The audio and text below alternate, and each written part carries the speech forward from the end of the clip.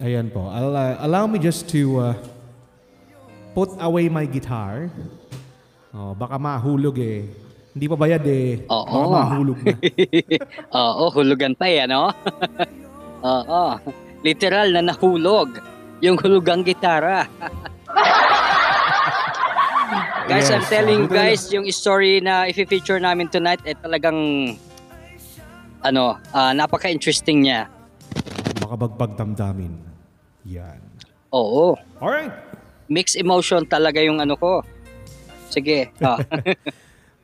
So yes, we are about to read or start reading the feature story for tonight po. Pinadala sa ating email, that is kwentongtito@yahoo.com. Again, that's kwentongtito@yahoo.com. And gaya nga po na nabanggit ko kanina, this is extra special because ito po ay pinadala ng kapwa namin Maharligan. So kasama namin sa agency mismo po yung nagpadala.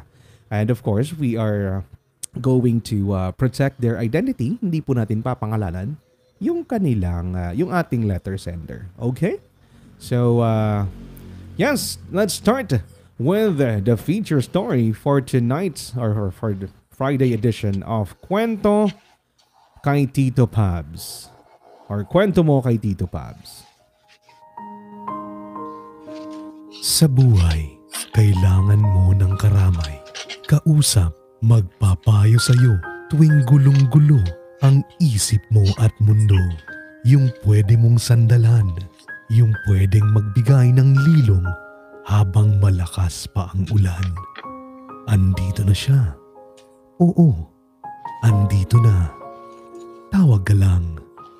Tumawag ka na sa nag-iisang tito sa balat ng popo. Si Tito, Tito, si Tito Pabs.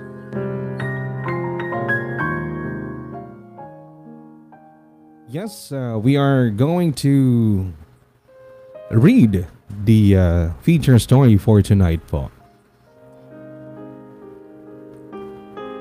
And the letter goes like this.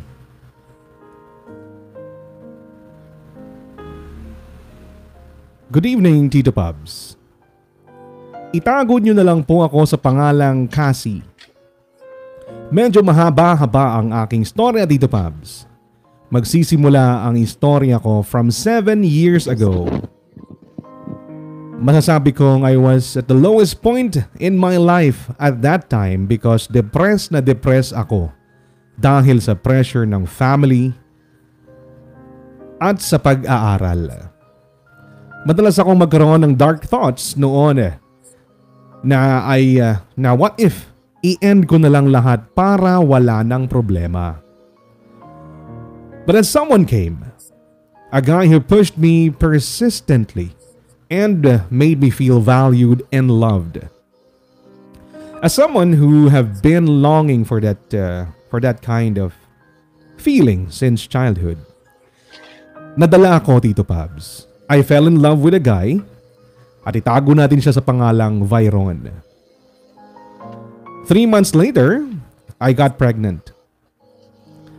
He insinuated na ipatanggal ang bata para makapagtapos muna ako ng pag-aaral, pero nung nakita niyang hindi ko nagustuhan ang kanyang sinabi ay nag-go with the flow na lamang siya, Tito Pabs. But then, he started to change.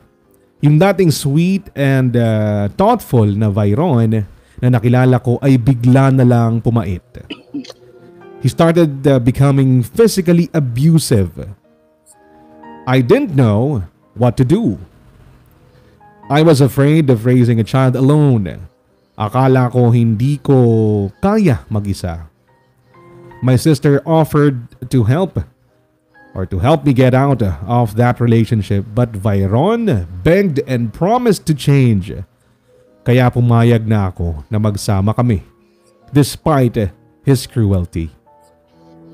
Hindi alam ng magulang ko ang mga nangyari na yan sa akin, Tito Pabs. Dahil nakiusap ang aking mga kapatid na ipagpaliban muna namin ang pag-inform sa kanila sapagkat labas-masok noon sa ospital ang aking ama. Dumaan ang ilang buwan, walang pinagbago si Viron. Parang mas dumalas pa ang pananakit niya for small reasons like kulang lang ang asin ng ulam. Or hindi ko siya mabigyan ng pang-inom. Or madalas hindi ko siya napagbibigyan dahil na rin sa sama ng loob sa pagtrato niya sa akin. At kung ano pa, sobra-sobra niya kasing akong bastusin. Mura-murahin, dura-duraan sa muka. Minsan, pinapaliguan ng basura o di kaya'y ulam. Pasa-pasa ang katawan ko kahit tiyan ko habang nagbubuntis ako, Tito Pabs. Bukol-bukol din madalas ang ulo ko sa kakauntog niya sa pader. At madalas tuwing nabubugbog niya ako ay sasabihin niyang gusto mo bang umuwing bangkay sa magulang mo o baka ayaw mo nang matagpuan kanila dahil tatadtarin kita ng pino at ifa-flush kita sa toilet bowl. Hanggang ngayon umaalingaw-ngaw pa din minsan sa memorya ko ang boses niya habang sinasabi niya yan. Alam mo, Tito Pabs, akala ko noon ay maleta or blue na drum ang sasapitin ko. Dati kasi siyang gumagamit ng dahon bago kami magkakilala. May epekto pa rin siguro yon sa thinking niya. Ngunit tinanggap ko lahat ng pananakit at hinanda ko na ang sarili ko sa anumang pwedeng mangyari sa akin, Tito Pabs, because feeling ko I deserved it all. Kinakarma na siguro ako sa paglihim ko sa mga magulang ko. Dahil niloko ko sila. Isa pang dahilan bakit tinanggap ko lahat ng pasakit, Tito Pabs, ay dahil ayoko ding namang lumaki ang anak ko na broken family. Kaya lang, ang isang malaking problema ay ako ang halos bumubuhay sa anak ko at sa tatay ng anak ko at that time dahil napaka-irresponsable ni Viron. Mabuti na lang at hindi ko iniwan or mabuti na lang hindi ako iniwan ng aking mga kapatid. Patuloy ang kanilang suporta, financial at emotional sa akin. Despite everything I did. My sister offered me to get out of the situation again nung minsang binugbog ako ng sobra ni Viron. Pero lumuhod sa pagmamakaawa si Viron na bigyan ko siya ng kahuli-hulihang pagkakataon. At para patunayan na nagbago na siya ay sumasama na siya sa akin sa pagsisimba. Nagpalubog pa siya sa relihiyon ko, Tito Pabs. Kaya nagkaroon ako ng pag-asa na magbabago talaga siya. Sobrang tuwa ko nung mga panahong iyon. Kinuhaanan ko ng motor si Viron sa tulong ng aking ate para magtrabaho siya sa Lala Move at Angkas. Kumuha rin ako ng rent-to-own na condo at ipinangalan sa kanya, Tito Pabs. At para sa kinabukasan namin, sinunggaban ko ang offer sa akin ng tita ko na mangibang bansa. Akala ko noon magsisimula ng umayos ang buhay namin at umasenso. Pero lumipas ang 6 na buwan, wala pa ring approval ang application ko kaya hindi ko na inasahan pa na makakalipad dahil yung mga kasabayan ko na nag-apply ay natanggap agad at nagkaaroon ng approval after 3 months. Bagamat ganun, hindi naman ako nabahala sapagkat going strong naman ang negosyo ko that time. At akala ko nagsisimula na din kaming mag-heal ni Viron, Tito Pabs, sapagkat ilang buwan na din ang nagdaan simula nung huli niya akong masaktan. Kaso, sa di maipaliwanag na dahilan, nagsimula akong makaramdam ng masamang kutob dahil sa pagbabago ng pakikitungo ni Viron sa aming anak. Kahit hindi ako trinatrato ni Viron ng di maganda noon at kahit hindi niya ako gano'n nilalaanan ng oras ang anak namin dati pa, at least malambing siya rito tuwing lumalapit ang bata sa kanya. Pero lately, napapansin or kapansin-pansin ang panglalamig ni Byron sa anak namin. Lagi siyang iritable dito. Tuwing lumalapit ito ay itinutulak niya at sinisigawan. Minsan bigla-bigla na lang niyang papaluin dahil lang maingay. Tuwing nakikiusap ako na laruin naman sana niya ang anak niya o bigyan man lang ng oras, ay madalas na uuwi sa pag-aaway dahil hindi daw siya yung ganong klaseng ama. Lalo pa tumindi ang kutob ko, Tito Pabs, nung hindi na siya umuuwi gabi-gabi. Minsan 2 araw, 3 araw hanggang 5 araw na di siya umuuwi. Tapos pag uuwi, hihingi ng pera. Tinanong ko siya kung saan siya natutulog sa gabi. Sabi niya, pinapark niya daw ang motor niya sa silong ng mga puno or buildings at doon siya natutulog. Nung tinanong ko bakit hingi siya ng hingi ng pera sa akin, dapat marami na siyang napasadahan dahil 1 week straight siya sa kalsada. Ang sinabi niya ay minalas daw siya. At ilang beses daw nasiraan ng motor kaya walang natira sa pera niya. So, kinuha niya ang halagang 15,000 pesos sa GCash ko na napagbentahan ko sa online selling, Tito Pabs, at umalis na siya. Pagbalik niya sa bahay, pagkatapos ng ilang araw, nag-charge siya ng cellphone at dumiretso sa banyo. Tito Pabs, may kung anong puwersa na nagtulak sa aking hawakan ng kanyang cellphone. Hindi ko ugaling i-check ang phone ni Byron, kaya hindi siya naglalagay ng PIN.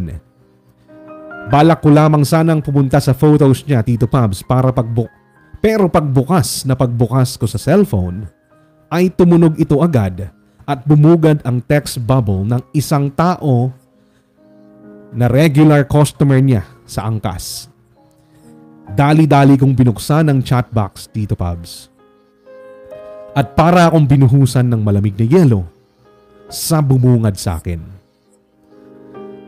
Ayon sa usapan nila ay magkikita ulit sila mamayang 5:00.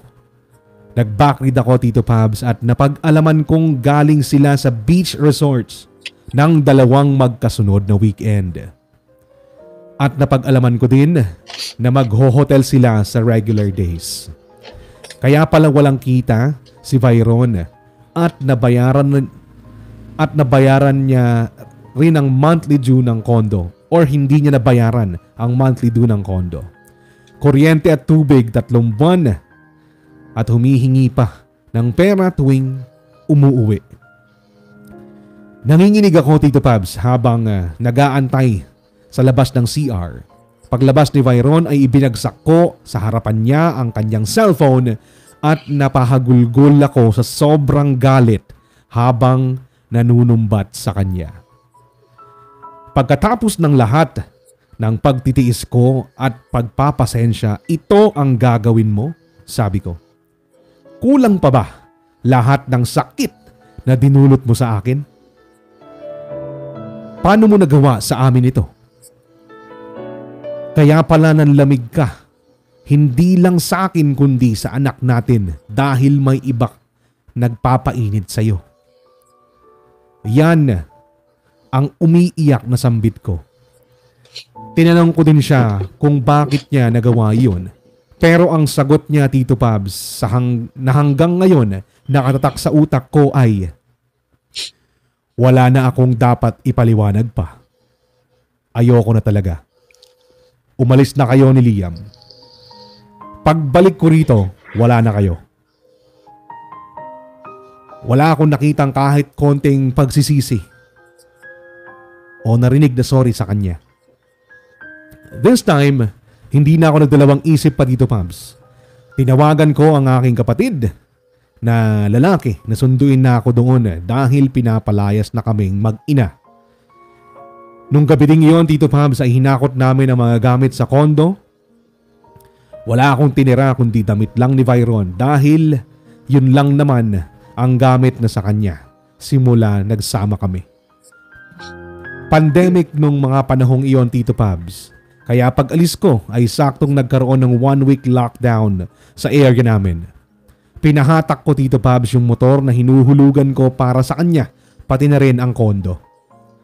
Pero hindi siya agaran na napalayas sa kondo.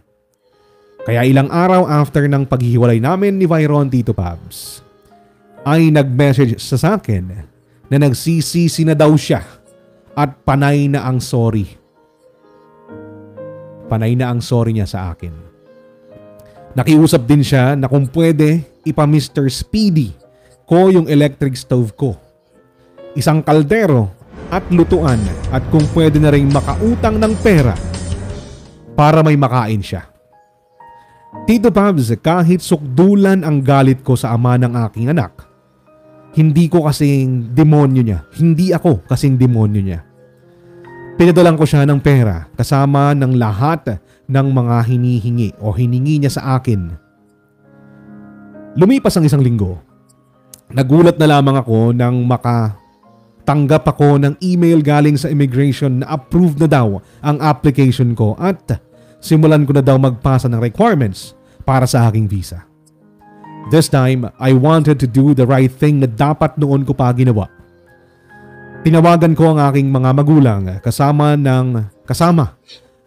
kanyang mga kapatid at pinagtapat ko sa kanila ang lahat-lahat at humingi ako ng tawad sa kanila, Tito Pabs.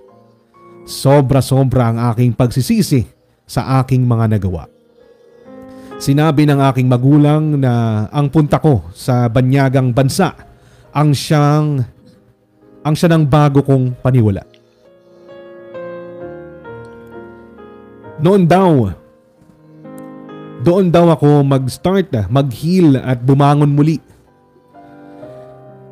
To make the long story short, nakalipad ako, Tito Pabs. Kaya lang, wala naman akong sweldo sa first few weeks ko dito noon na. Kaya napilitan akong singilin si Byron sa 15,000 na tinangay niya sa GCash ko. Nakiusap ako sa kanya na ipadala iyon para may maipambili ng needs ng anak namin na nasa pag-aalaga ng pamilya ko. Kaya lang, Tito Pabs, kahit may trabaho na siya noon na regular, hindi niya talaga pinadalahan kahit piso ang anak namin. Isang buwan ang lumipas. Tinanong niya ako kung magbibigay daw ba siya ng sustento. Wala akong sinabing wag siyang magbibigay. Ang sabi ko lang, hindi ako nanghihingi. Kasi, Tito Pabs, tinatanong pa ba yun? Kung talagang gusto niyang magbibigay siya even without my permission. Kahit hindi niya ipadaan sa akin. Kahit sinabi ko na di ako nanghihingi, pwede niyang ipadala sa mga kamag-anak ko na may regular contact siya para sila ang mag-abot kung talagang gusto niya magsustento. Pero, Tito Pabs, hindi siya nagpaabot kahit isang sentimo. At yun na po ang huli naming pag-uusap. Dumaan ng 3 buwan, may nagkagusto sa akin dito sa ibang bansa, Tito Pabs, na handa akong pakasalan just to be with me. Ikinasal ako dito in my 6th month here. Mabuting tao na pangasawa ko, Tito Pabs, because inako niya ang responsibilidad na hindi kanya. Simula nung tumigil akong magtrabaho, siya ang nagsustento sa anak ko buwan-buwan. Lagi niyang sinasabi, let's call our son. Sabi niya paminsan, I miss Liam. Although I haven't met him yet. Magtatatlong taon na, Tito Pabs, na nandun lang sa Pinas ang anak ko. At ni minsan hindi pinuntahan ng biological father niya. Kahit nung nasa Manila pa ang anak ko, ng ilang buwan bago dalhin sa probinsya, ay ni minsan hindi niya din dinalaw. The past years, asawa ko ang nagsustento at kinilalang ama ng anak ko sapagkat madalas silang magkausap sa video call at daddy Daddy na ang tawag ni Liam sa kanya. Balak na din namin kunin siya rito upang magkasama-sama na kami. Kaya lang Tito Pabs, nagpaparamdam ang tatay ng anak ko sa mga kamag-anak kong may galit sa akin. Pinagsabihan siguro nila ang tatay ng anak ko sa plano kong kukunin si Liam dito. Sinabi ng mga kamag-anak ko na kumontak daw ang tatay at sinabi na sana daw huwag ipagkait sa kanya ang bata kung gusto niya itong makasama o makausap. Ang akin lang, why now? Nung panahong nasa poder siya o nasa poder niya pa kami, hindi niya binigyan ng oras at halaga ang bata. Naniniwala din ako Tito Pabs na ang pagtataksil ng isang ama sa nanay ng kanyang anak ay isang pagtataksil na rin sa kanyang anak. Nung naghiwalay pati kami, ay ilang taon ay pwede naman siyang pwede niya sanang puntahan sa lugar namin ng anak niya pero wala siyang ginawa. Hanggang ngayon, wala siyang naibigay na suporta sa bata, mapa-financial or emotional.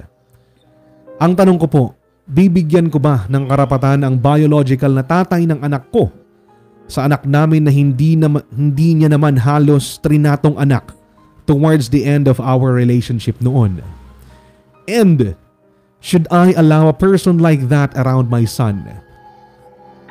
Pangalawa, normal ba na makaramdam ako sa mga kamag-anak kong nakikipag-communicate pa rin sa kanya despite the fact na ako ang kamag-anak nila at ako ang naagrabyado? Should I expect my relatives to empathize with me? Or should I be fine with them trying to keep in touch with that one person who almost ruined my life, na di naman nila kaano-ano at di din naman nila kilala personally? Lubos na gumagalang, Cassie.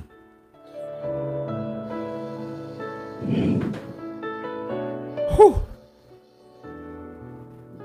So that's the story, no? Albeit medyo mahaba po yung story natin pero detalyado. And before po kami magbigay ng aming opinion or reaction and perhaps advice, kasagutan sa amin sa mga katanungan po ng ating letter sender for tonight, I would like to just make it clear that ako po at saka si Kuya Oxy, we will try our best na maging partial because sabi ko nga po kanina, the person who sent this letter or story is a family member of Maharlikan Agency. And it breaks my heart na ganito nga po yung istorya yung pinagdaanan, ano. Pero we will try our best to be partial at magbigay ng unbiased na reaksyon at kasagutan sa mga tanong po ni Cassie. Alright, so let's proceed, Kuya Oxy. Sayo ang entablado to give your reaction. Thank you. Actually, while I was listening this story, I was a little bit like emotional. I don't know. Kumuha na nga ako ng tissue pero pinipigilan ko binabalik ko yung I was internalizing. Tapos na ako dun I was internalizing yung kwento habang kasi iba yung emotion na nung binabasa mo iba yung dating. So ini-internalize ko yung what if I was in the situation of Cassie. I know Cassie is here. She's listening. Yes. Like what you mentioned earlier na hindi tayo magiging bias, magiging tayo sa while sabi ko kanina, I was internalizing this story and isa lang yung nung umpisa pa lang nung mga siguro mga first, second paragraph nung story, nung first quarter siguro ng story, parang ang I'm sorry Cassie, I will not be pertaining to you. I will be pertaining to the actions and decision that you did. So napakalaking katangahan nung action na nagawa mo. Who am I to judge you? I was not in your situation though. Pero dun nga sa part mo na you were in the something like darkest part of your life. I know the feeling that you were kind of vulnerable by that time. Oo. Kaya na you easily fell doon kay Viron. And then after 3 months, sabi mo nga, you got pregnant. So, doon pa lang sa situation mo, kailangan mo kasi ng tao na makakausap by that time. Siguro siya nga yung laging nandyan sa tabi mo and everything or whatnot.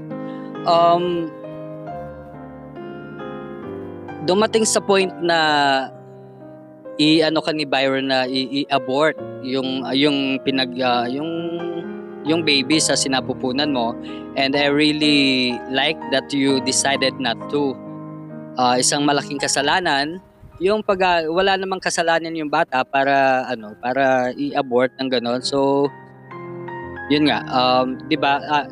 I'm sure sabi mo nga this was happened 7 years ago. So I assume that right now si Liam ay 7 years old na.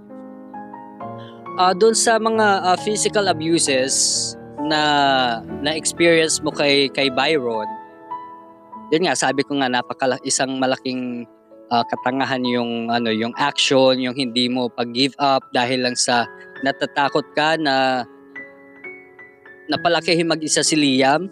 Pero anong anuhin mo na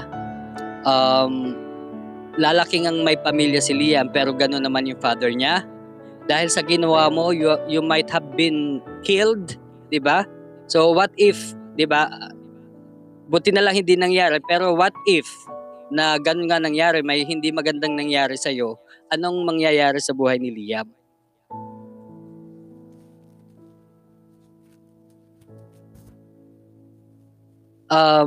Sa mga Sorry. It's okay. It's okay, kuya. Sa mga girls dyan out there na nakaka-experience ng domestic abuse, wag po kayong matakot na lumaban, na harapin, kasi meron tayong poprotektahan naman tayo. Meron tayong tinatawag na VAUSI, Violation Against Women and Children, DSWD, na pwedeng tumulong sa atin. Kahit even sa barangay sector, pwede nila tayong tulungan. Huwag natin hayaang dumating sa point na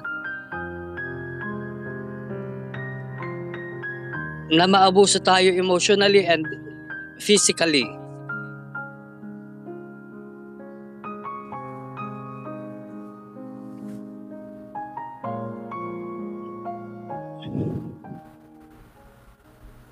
I'm sorry, medyo mababaw yung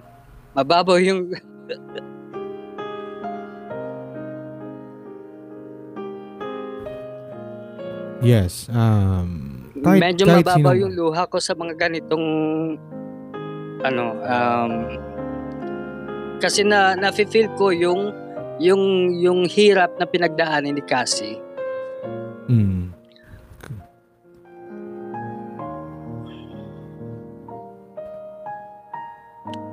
Siguro yun nga, kasi kaya ka naabuso ni Viron kasi paulit-ulit mo siyang pinatawad eh.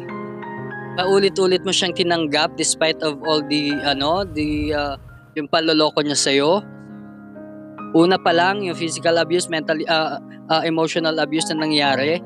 Kasi ang mindset na kasi niyan, gagawin niya kasi pinapatawad mo siya eh.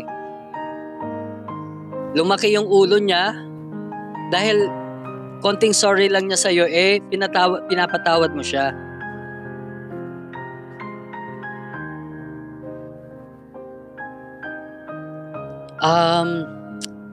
Pero sabi nga, 'di ba?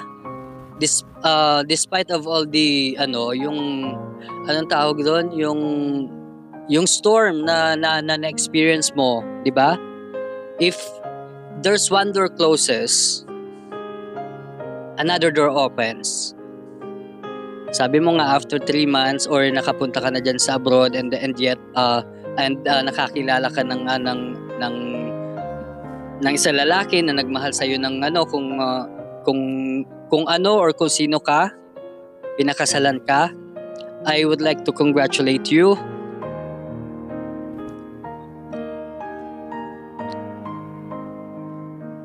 Doon sa question mo, nabibigyan mo ba ng karapatan yung father niya? Hindi naman siya yung father ng anak mo eh.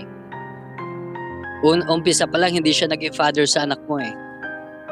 He might be the instrument or accessory na magawa si Liam. Pero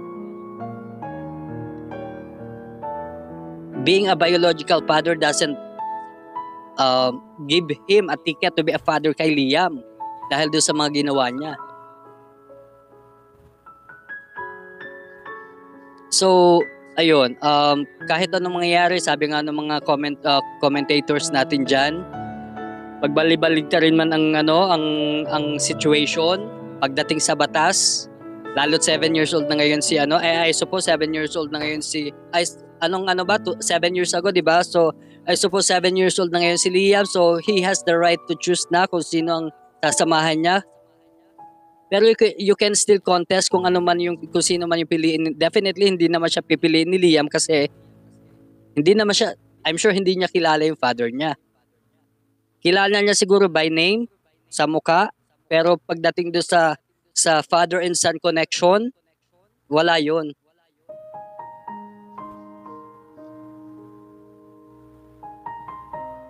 Doon sa mga relatives mo na kinakampihan si Byron, don't mind them. Lagi kong sinasabi, what other people think about us is definitely none of our business. Pabayaan mo sila. Pretty sure inggit lang sila sa'yo kasi kung ano yung situation mo ngayon ay hindi nila naabot. Kung nasaan ka ngayon, kung ano yung kinatamasa mo ngayon, wala sila.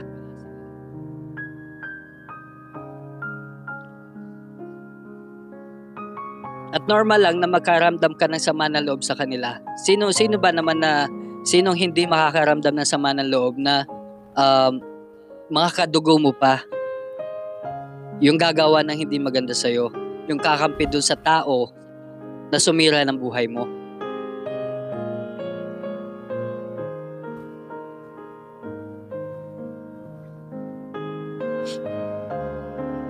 So ayun lang, sana, di ba, natututo naman tayo sa mga mistakes, natututo naman tayo sa buhay dahil doon sa mga mistake na na nagawa natin. Kasi hindi tayo matututo kung hindi natin na-experience yun.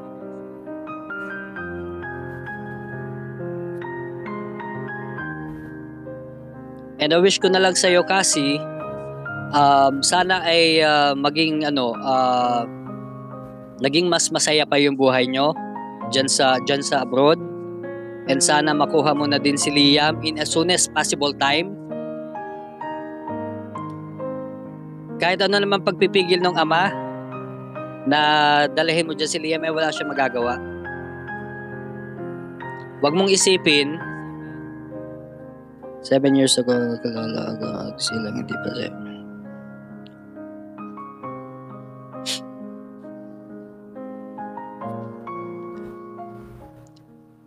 Let's say wala pang 7 years old ngayon si Liam, pero you have the full right para sa kanya. Ikaw ang may tunay na karapatan kay Liam. Ikaw ang mas makakapagbigay ng magandang buhay kay Liam. Sabi mo nga ni isang kusing na hindi nagbigay yung father niya para lang to support Liam. Actually, pwede mo pa nga siyang kasuhan Negligence. sa hindi pagbibigay ng sustento doon sa anak niya Yes, At that's pwede true. ka mag-demand kung magkano yung gusto mong support na ibigay niya dun sa anak mo. Oo. At may nakukulong. Marami nakukulong dahil dyan. Marami nakukulong dahil hindi nagsustento sa mga irresponsible father. Yan. Mga lalaki talaga. Quiz- Ako, Diyos ko. Diba? Pinaiyak Quiz ako 1 ng hour, kwentong ito. 1 hour Oo. pa after this one. Oo. Ayun. Sige, go ahead lang, quiz. Go ahead lang. Actually, medyo okay na ako. Kanina talaga habang pinipigilan ko yung luha ko, parang naninikip yung dibdib ko. Ayun. Ayan. Sana dun sa konting insight or point of view dun sa kwento mo, kasi kahit papaano may nakuha ka naman na na kahit papaano na enlighten ka ng konti. Pabs, so ayun. So yun nga, sabi ni Kuya Mike, pakatatag ka. So yun lang naman kapit lang, pakatatag kung ano mang problema, lahat naman tayo may kanya-kanya. Okay, wait lang po Let's invite Quiz Oxy. 60 minutes, okay. Good. Ayan.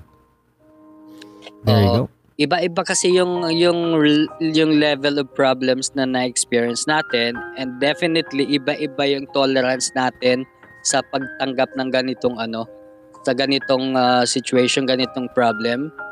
Siguro kung iba-iba lang yung naka-experience nung nangyari sa'yo kasi baka medyo may nangyari na hindi maganda o nakapag-isip na ng hindi maganda sa buhay nila. So I admire you dun sa lakas ng loob mo, sa tibay ng loob mo.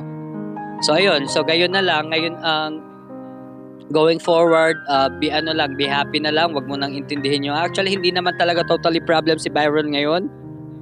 Dahil lang dun sa pipigil na makuha mo yung anak niya, wala naman siya magagawa. So ko na lang, isipin mo na lang lagi na ang importante ay mahalaga. Okay.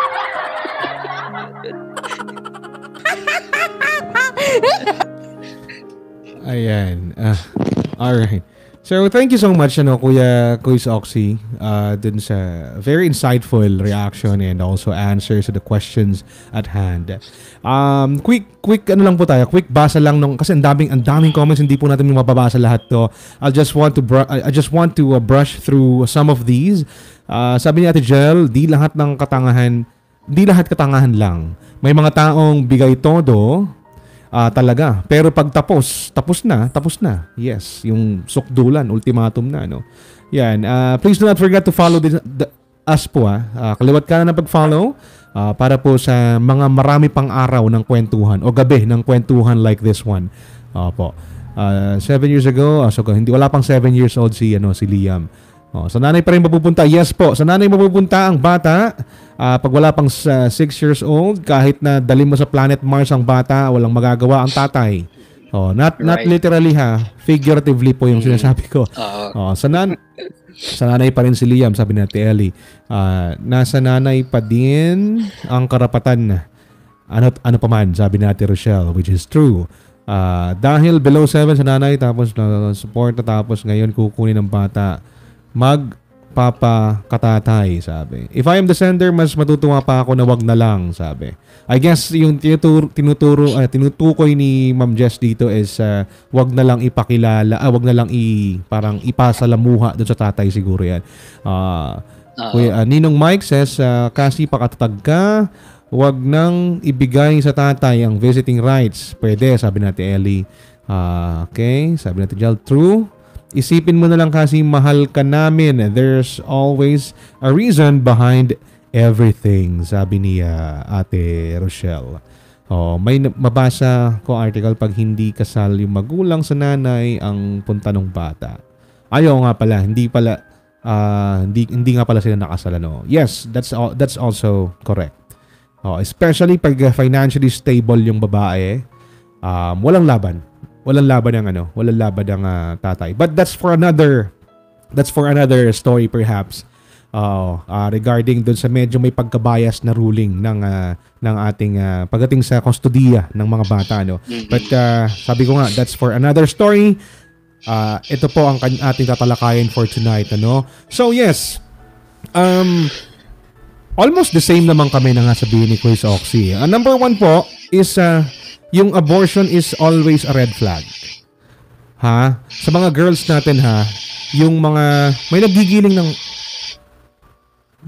ng ano? Ng kape. Ng kape. Ay, kape. Ayan. Yan po. Eto, oh.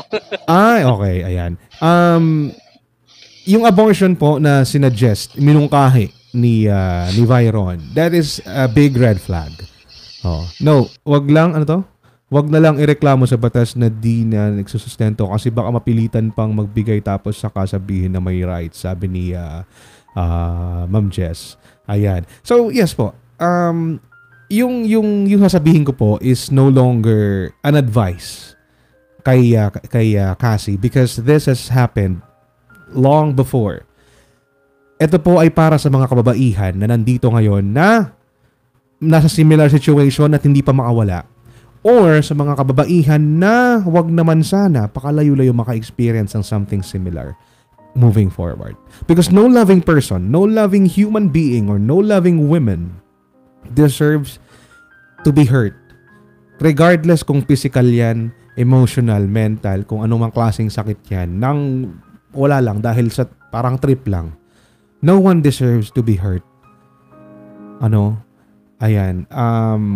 Napakalaking red flag po ng abortion. Pag ikaw boyfriend ka tapos nabuntis ka ng boyfriend mo, tapos sasabihin niyang siya mismo ang magsasabi na ipalaglag ang bata. That is a red flag. Ako po ay hindi ako religious person. Pero naniniwala ako sa life preservation. May pagka pro-life ako. However, pag ang ina na magdadala ng sanggol for 9 months sa kanyang sinapupunan ang may option or may choice na magpatanggal. That is something that I can respect. Pero pag galing sa tatay at especially pag ayaw ng babaeng ipatuloy at yung asawa o yung boyfriend na nagtupush, trust me, hindi niya intensyon na pagandahin ang buhay mo. Iniiwas lang niya yung sarili niya sa responsibilidad. Trust me, that is always the case. Pag sinabi ng boyfriend mo, ipalaglag mo ang bata, gusto lang niyang umiwas sa responsibilidad. Ayan. 'Di ba? Lahat ng utak niya napunta sa ari niya. Yun. That's the bottom line dun sa mga lalaki na mag-aaya na magpalaglag yung girlfriend nilang nabuntis nila. Ayan. Tapos po pangalawa, kasi I know that the situation before is really that complicated and perhaps really hard. Pero yung pagsabi kasi sa magulang minsan, I learned this the hard way din. May mga bagay ako hindi sinabi sa magulang ko, fearing that they would be mad or baka ma-stress sila. But what if? Ito po, sa mga ito again hindi na kay Cassie to dahil tapos na eh. Mas actually feeling ko sa ngayon medyo mas nasasabi niya ng masaya siya dahil towards the end of the letter kahit papaano, 'di ba, may relief ka na nakikita. Pero ito po sa mga kababaihan din na malalagay sa similar situation. What if yung gusto niyong protektahang magulang niyo dahil nga may konting condition. What if mawala sila? Pakalayo-layo. What if after a few days or months na hindi nyo pagsabi sa kanila, what if nawala sila? Right? Yun lang eh. Kasi nga po, we need to always try to be honest with our parents. Tandaan nyo po lahat, asawa, boyfriend, girlfriend, tropa, iiwan tayo ng lahat ng yan. But not our loving parents. Yes, the world can turn its back on us. But mind you, ang pagmamahal po ng magulang natin, never nila tayong tatalikuran. Regardless kung gaano tayo naging kasawail, regardless kung gaano tayo naging kapasaway. Basta at the end of the day, hindi nila kayang itakwil ang anak nila. So, sa mga mahaharap po sa similar na sitwasyon, there is always a way for you to tell your parents kung ano, wag niyo silang bibiglain. Subukan niyo silang daanin sa very therapeutic na pag-uusap. Oo, dahan-dahan.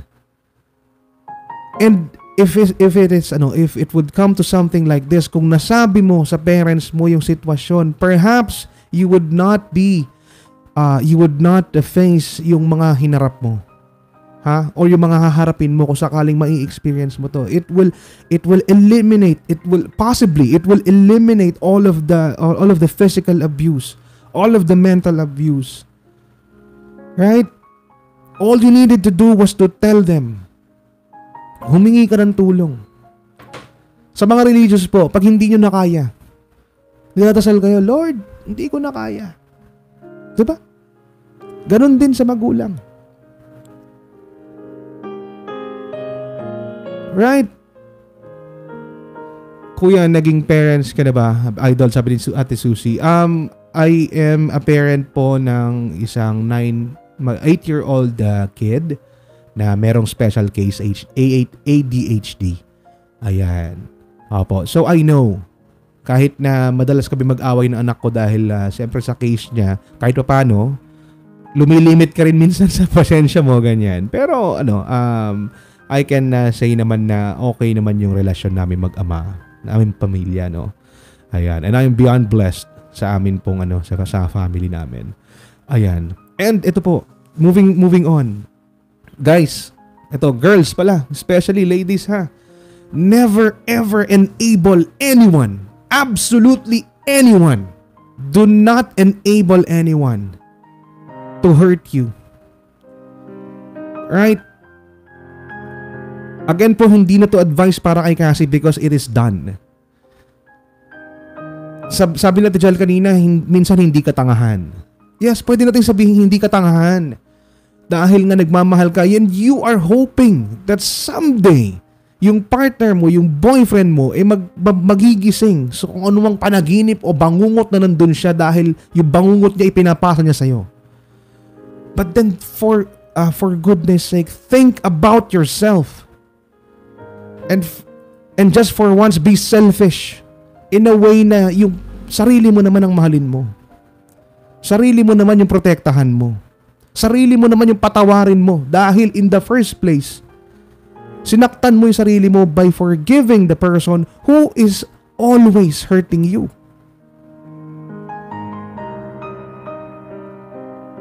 Malaking bagay po yun. Before you even forgive someone for hurting you, patawarin mo ang sarili mo because at some point, at some degree, you enabled them to do that. Hindi tayo nag-victim blaming. I'm not saying that. Oo. Sinasabi ko lang po, we are teaching people how to treat us.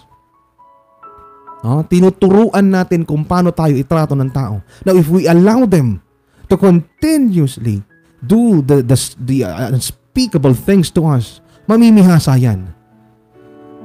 First time pa lang, madampian kayo ng kamao, takbo na.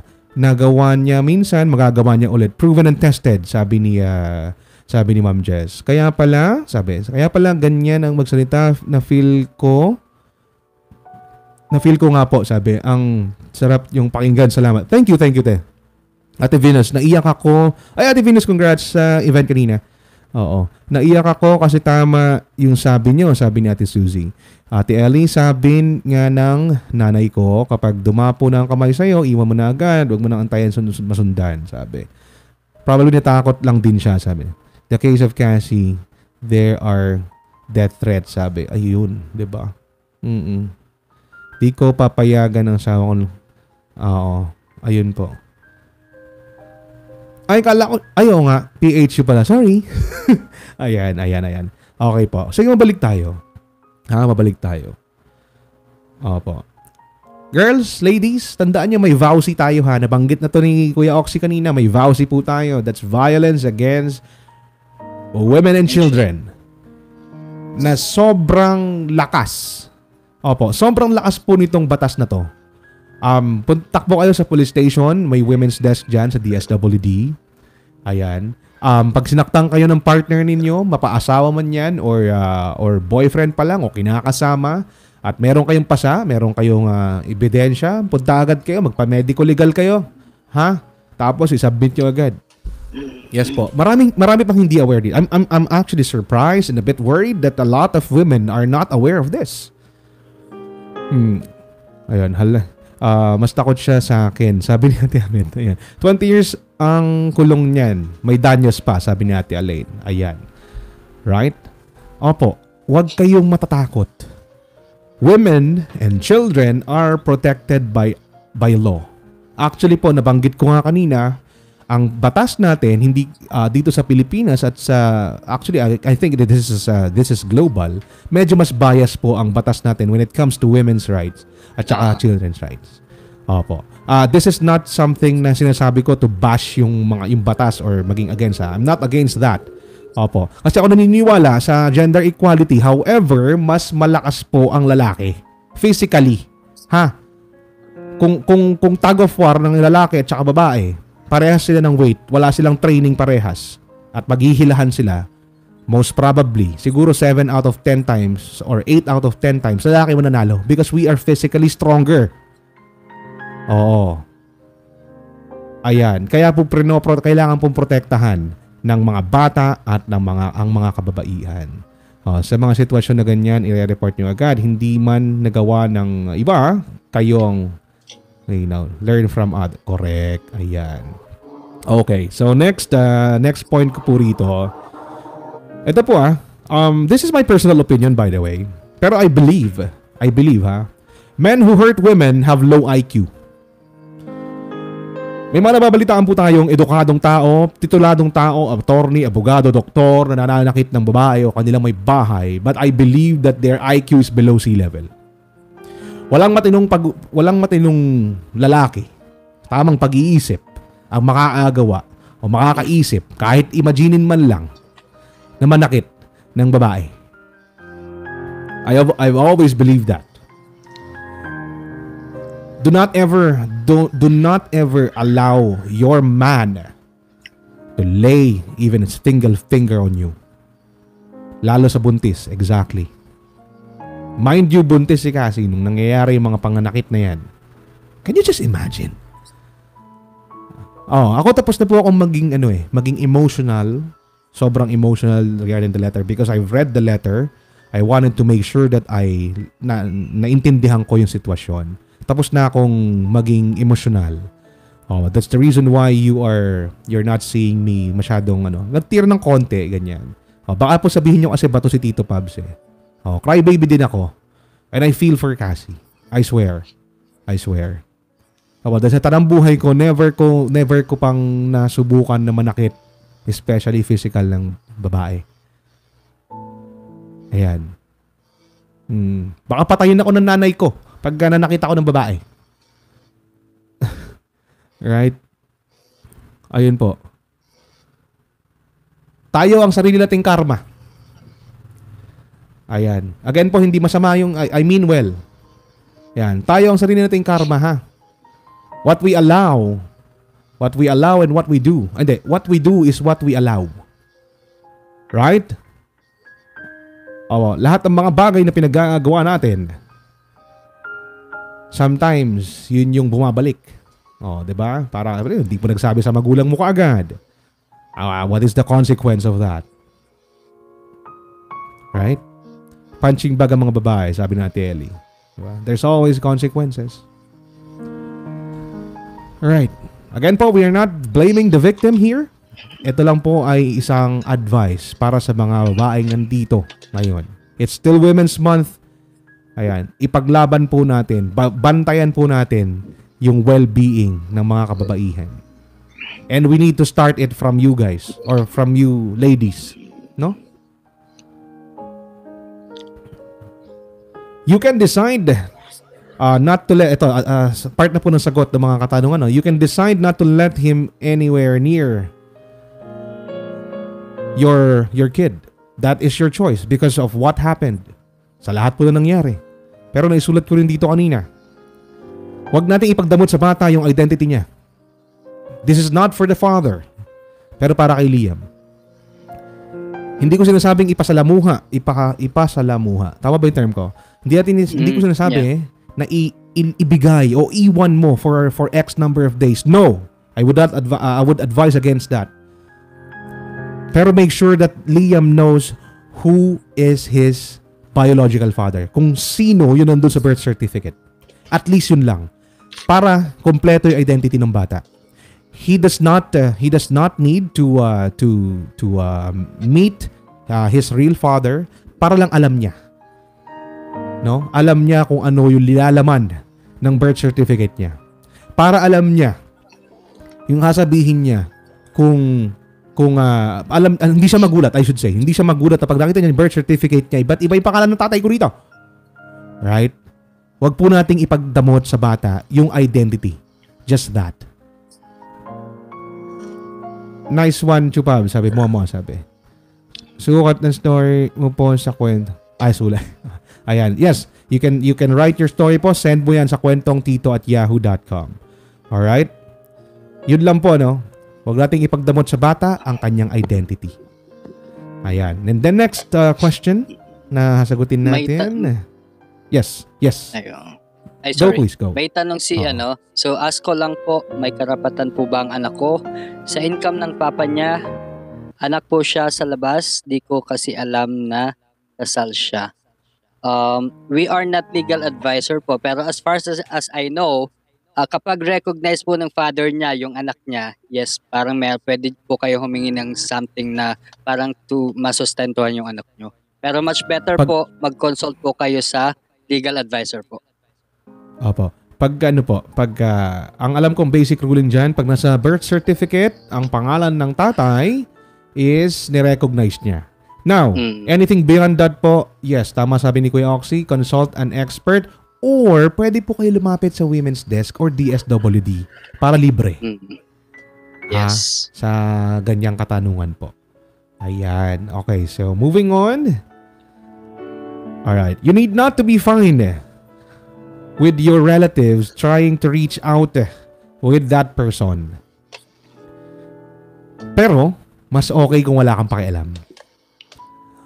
Ayan po. So, pwede. May karapatan kang mainis or magdamdam. Kasi syempre, di ba? Kahit naman siguro sino, kahit pa paano may mararamdamang sakit. Pero babalik po tayo dun sa sinabi ko kanina. Do not enable people to hurt us. Kung sa tingin mo nasaktan ka, wala kang ginawang masama, pero sinasaktan ka nila by doing that, do not enable them. Huwag mong ibigay sa kanila yung kapangyarihan para i-stressin ka. Do not ever give them the power to give you anxiety, to make you feel depressed. Wala ka dapat pakialam. Tandaan po natin may kanya-kanyang utak ang tao. Albeit, yung utak minsan ay utak biya. Right? Nakakainis. Pero kailangan natin tanggapin na ang buhay ay napaka-boring kung walang ganyang klaseng tao. Right? Ako po naniniwala na yung buhay natin, may mga tao na parang mawawala ng pag-asa sa buhay rin nila. O ikalulungkot nila, ikinakaligaya natin. Diba? May mga ganong klaseng tao. Yung ikakasaya natin, yun yung ikinakabuisit nila. Right? That being said, ibig lang sabihin nun, kung ganong klaseng tao, yung gumagawa sa'yo ng mga bagay-bagay na yan, wala ka dapat pakialam sa kanila. Non-bearing dapat yung actions nila sa'yo. Right? Mas lalo po silang mabubuisit actually. Pag hindi rin sila pinansin. If we do not give them the power to make us miserable, lalong-lalo silang maiinis. And ignore them na lang po, sabi. And yes, perhaps they'll die because of it. And I believe they deserve it. Ayan, I will not hold back regarding this because I am placed at a similar situation. Opo. Higit po na pinakamasaklap na kaalitan bukod sa best friend o kaibigan mo, kapamilya. Tama. Ayan. Sa lahat ng pamilya may ganitong issue 'di ba? Meron kang pinsan o tita na bida-bida. Feeling malinis pa yung mga yan Kala mo perfecto, kala mo santo sila. Right? But then, I learned na pag sila ibinigyan natin ng pansin, we are just fueling the fire. Nasubukan natin hindi pansinin. Subukan natin magwalang pakialam. And we need to be, it should be from here. No? It should be from here. Kung wala tayong pakialam sa kanya, dapat hindi tayo apektado talaga. Hindi lang yung sinasabi natin, I don't care. Minsan kasi pag sinasabi mo, I don't care, deep inside, you care naman. Wala din. Diba? Dapat wala talaga totally. Do not give them that power. Do not give them the joy of seeing you be miserable because of whatever it is that they're doing. Yun po. Baka kung siyempre nangyayari ito, nakashare ako dito, ginawa ng kamag-anak namin sa amin, sabi natin Lay, pwede naman nating i-share mo ulit. Ganun. The serve. Opo. Tapos ito, kadugtong po nung sinabi, kakasabi ko lang, burn bridges. Burn as many bridges as you can for your own peace. Huwag tayo manghinayang to cut ties, to cancel people if that means na mapapanatag tayo. Anong gamit ng tulay kung hindi mo naman pwedeng tulayan? Diba? Ginagawa po ng DPWH pag ang tulay hindi na pwedeng tulayan, pinapasabog nila. Winawasak nila. Mag-zipline na lang. Mag-zipline ka na lang. O kaya lumangoy ka. Masarap kaya mag-swimming. Exercise. Oo. Diba? Oo. Ito pong burn bridges, as many bridges as you can if it brings you peace. Natutunan ko to sa trabaho. Kasi meron akong may nagawa sa akin yung boss ko na hindi ko kinagustuhan. Then sabi niya, ang advice sa akin nung paalis na ako, kasi nag-resign ako on the spot sabi niya sa akin, let's not burn bridges. Sabi ko, kung sa alang-alang po yung dedikasyon ko sa trabaho, okay lang kahit sunugin ko lahat ng tulay. Kung kung maka-question yung dedikasyon ko sa trabaho, sunugin ko na lang yung tulay na yan. Ganun po akong klaseng tao, mga kapatid, mga kasama, mga pamangkin. Ayan. I could be jolly. Ayan, teddy bear si Tito Pabs. At sobrang gusto ko pong mag-advise at malambing po akong tao. But then, yung paninindigan ko po at yung pride ko pag alam ko nasa tama ako, isang bodega. Isang bodega pride ko. Yes, isang bodega ang pride ni Tito Pabs. Pag nasa tama ako. Pero pag na-realize ko na may kamalian ako yung unang-unang magsasabi ng sorry. Pero pag wala akong mali at nagawa na ako ng kasamaan, hindi ko lang susunugin yung tulay, papasabugin ko pa. Ayan. Accepting your mistake doesn't make you any less of a man naman, di ba? Yes. And I take pride on that, kuya. Malihis lang po tayo ng konti. I take pride doon, Kuya Oxy. Gustong-gusto ko yung pakiramdam na nagalit ako nung una tapos na-realize ko nagkamali ako. Gustong-gusto kong mag-sorry. Because I feel so light and I feel so proud na kaya kong kainin yung tinatawag kong pride. Pag ako ang mali.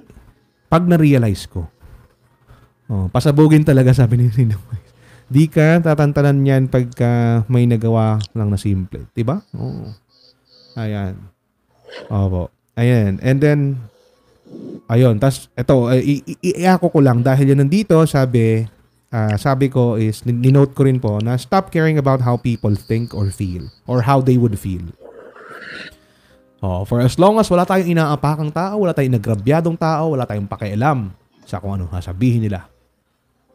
Classic example nito, nahihiya ka mag-post ng achievement mo sa Facebook page mo or sa My Day mo. Right? Dahil baka may masabi sila. For as long as hindi mo ninakaw yung pinambili mo, dun sa gamit na meron ka at hindi mo inutang sa kanila, inutang mo sa BPI. Hello, BPI. Wala silang pakialam kung magpo-post ka. Ha? Ayan. Tama. At least ikaw wala kang ginawa sa kanila. Let them bark at you, sabi. Let them bark at you. Ayan. Opo. Tapos na ibigay, tama, regarding that,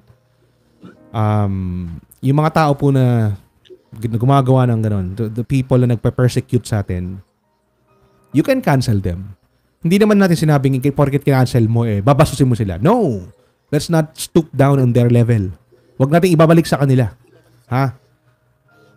Pwede, hindi mo sila mapansinin. Ganun lang. They don't exist. That's it. Right? Ganun. Ayun. Tapos po, before yung last point ko rito, may share ko lang mabilisan. I always, kung nagdadasal lang sana akong tao, if I'm just faithful, kung nagdadasal ako, ipagdadasal ko yung mga taong nang agrabyado sa akin o sa amin. I would pray for those people na sana magtagumpay sila sa buhay. You know why? You know why I do that? Gusto ko sila, I really want them to succeed in life. Dahil, pag dumating yung point na kailanganin nila ako bigla't lumapit sila sa akin, I swear, hindi ko sila tutulungan. Yan, you can judge me all you want, it's okay. Yan, opinion niyo po yan. Pero sa akin, yung mga inekis kong tao dahil sa something that they did, they can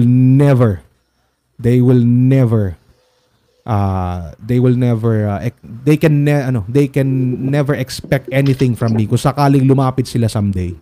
Opo. Ma-pride ka rin pala, kuya. Yes po, especially pag alam kong tama ako. Sabi nga ni Attorney Jose Maria Sison, pag may katwiran, ipaglaban mo. Diba? Ayan. And then my last point po here, words can be ruthless, but silence is most savage. Ayan. Quote ni Tito Fabs yan. Diba? Words can be ruthless, but silence is most savage. Ayan po. Marami akong tao na kinancel sa buhay ko. And then I learned that the most effective way to cancel them even more is to just stay silent. Don't care. You do not exist. You do not exist. Ayun po. Yun ang mga points na naisulat ko regarding dun sa story po ni Cassie. And Cassie, we know kung nasan ka.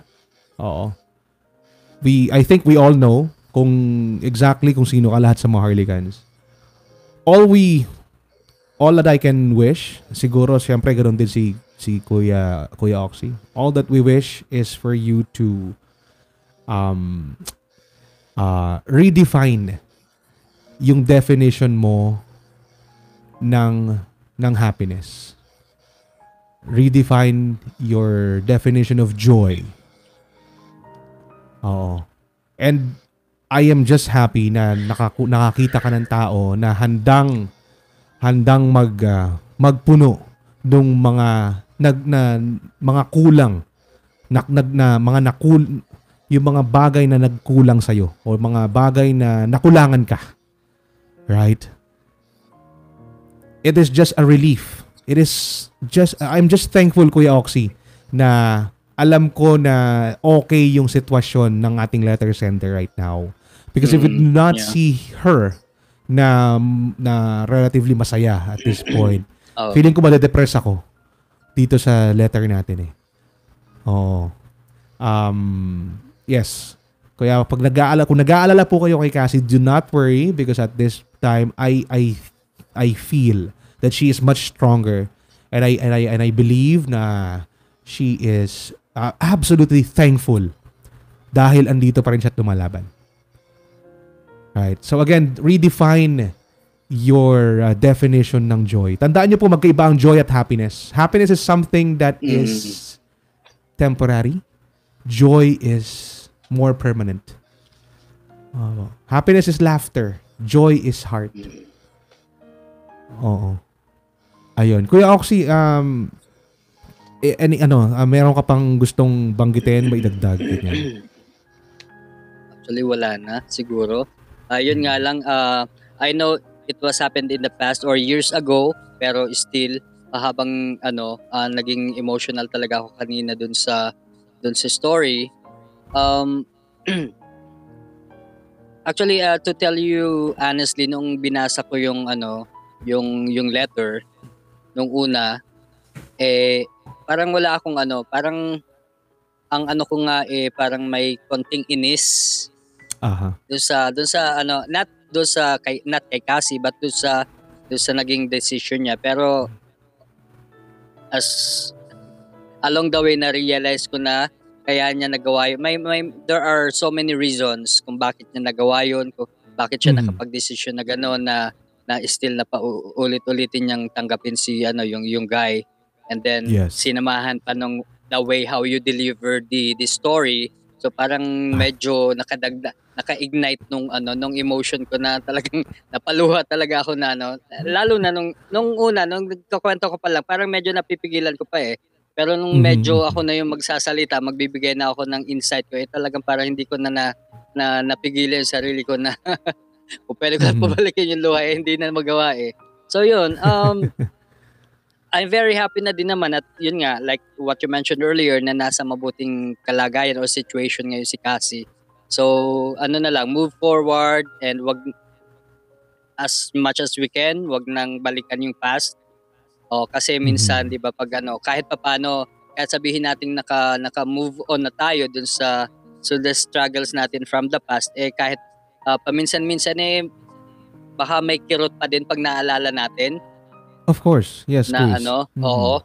So kung kaya lang naman, kasi ang madali lang naman sabihin na mag-move on ka na pero ang moving on is like kusa kasi siyang time will tell kung kailan ka talaga totally makakapag-move on So ganon. Correct. Kung kaya naman na wag nang isipin yon, na wag nang maanuhan isipin na lang yung mga masasayang yung present, and then yung future na lang yung isipin. And then of course si Liam, kung kayang makuha na si Liam in as soon as possible time, gawin na para sa akin. Yun. Oo. Para at least 'di ba, magkasama na din kayo ni Liam.